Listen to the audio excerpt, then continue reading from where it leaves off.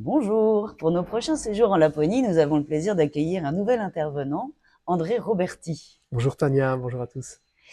Et nous partons du 15 au 22 mars 2026 à Luosto, un endroit que j'affectionne particulièrement. C'est la première fois que tu viens en Laponie finlandaise. Ah ouais, et figure-toi Tania que c'est sur la liste de mes rêves, Ah, bah c'est merveilleux. donc je me réjouis. On a mis toutes les chances de notre côté pour voir des aurores boréales, puisqu'on dit qu'elles sont plus puissantes au moment des équinoxes. Et en plus, c'est une histoire de cycle solaire. Je vous expliquerai tout ça sur place, mais nous sommes dans une bonne période, donc je pense que tu pourras enfin réaliser ce rêve-là. Ouais. De quoi vas-tu nous parler durant cette semaine? Donc il y a 4 moments qui sont vraiment réservés, 4 conférences. Il y en aura une sur l'ouverture de cœur. J'ai écrit un livre qui s'appelle Toi aussi tu as un don, et j'ai donné des conférences, je dirais, dans le monde entier francophone, où j'explique comment aller à la rencontre de ses talents, ses ressources, ses dons. Et le premier levier pour ouvrir tous ces dons, c'est de réouvrir son cœur. Chose qu'inconsciemment, on n'a pas forcément parce qu'on vit des challenges dans la vie, des séparations, des licenciements, l'annonce d'une maladie, des choses un peu délicates qui nous referment le cœur. Et c'est humain, c'est pour se Mmh. protéger. Donc, réouvrir son cœur, c'est réouvrir tous ses talents, toutes ses ressources. Ça, c'est une première intervention. La deuxième, c'est sur comment aller à la rencontre de son intuition et vraiment écouter sa petite voix intérieure pour nous guider dans la vie. C'est magique, ça tombe bien, on sera dans la magie et Mmh. on va vivre des interventions magiques. La troisième, c'est comment remettre de la magie dans ses relations et dans son travail. Et la quatrième, c'est comment remettre de la magie pour vivre plus d'abondance dans son quotidien.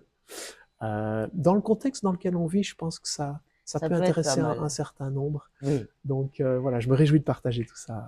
Et j'ai pu constater que la Laponie est un bon cadre pour ça, parce qu'en fait, on sort de son quotidien. En effet, le cadre est très beau, puisqu'on a les plaines enneigées à perte de vue. Et bah, c'est le moment idéal pour se recentrer et justement peut-être voir un peu la vie autrement. Mais carrément. Et tu sais, moi, je suis un grand voyageur. Je voyage depuis des années.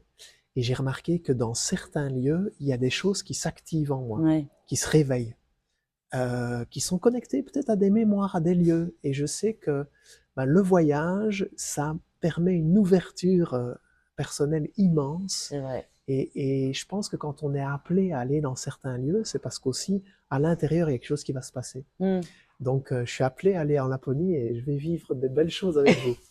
Sachant qu'on va pas se contenter de nos conférences, on va aussi profiter bah, de tous les indispensables, on va dire, de tout ce que la Laponie peut offrir. Donc, la visite d'une ferme de rennes, avec Ouais. une petite promenade en traîneau de rennes. On va bien sûr aller voir les chiens de traîneau. Il y a une particularité à l'Ouosto, il y a la dernière mine d'améthyste encore en activité d'Europe. Donc on va y aller également et on va même creuser pour trouver nous-mêmes notre petite pierre porte-bonheur. Plus des randonnées en raquettes. Bah nous, on est sur place et l'idée, c'est justement de pouvoir profiter de la nature au maximum. Des contes aussi, Tania, non? Oui, c'est vrai, je veux aussi faire des lectures de contes au coin du feu parce que bah, la Laponie, c'est aussi le pays des peuples samis. Ouais. Et ça me touche, enfin, ça me tient à cœur qu'on en parle davantage. Et vous découvrirez notamment pourquoi on ne devrait pas les appeler les Lapons, mais les Samis, parce que c'est le peuple des enfants du soleil. Donc je vous lirai aussi des histoires pour partager la richesse de leur culture. Je me réjouis. Et on est à l'hôtel Skushunegdek. L'Osto Tunturi, c'est un super hôtel 4 étoiles avec un spa.